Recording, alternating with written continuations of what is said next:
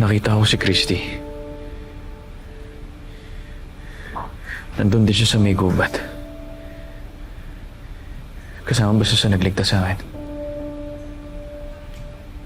Yes, pero ako pa rin yung nag-spearhead at saka nagplano ng lahat ng yun. Parang sumama lang sila.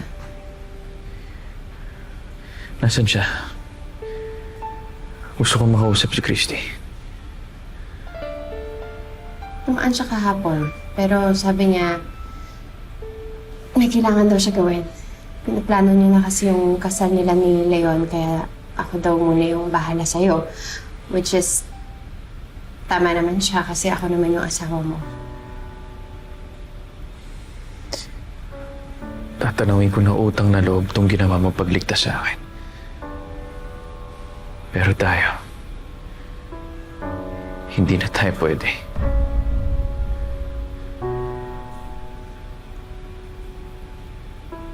Jordan, no, please. Shaira, hindi na tayo magkakabalikan.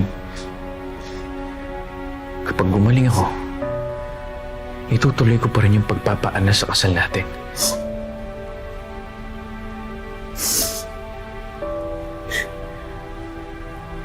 Hindi mo na ba ako kaya patawarin?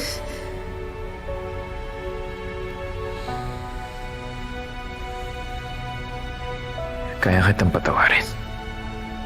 O yun naman pala eh. Pero yun lang ang kaya kong ibigay sa'yo.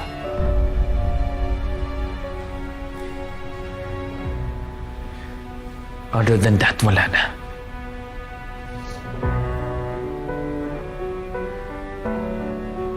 Paano ako? Paano kami ni Junior? Hindi ko pababayaan si Junior. Hindi ko pababayaan ang anak ni Jeff. Pero tayo tapos na. Sana maging malinaw sa'yo yun.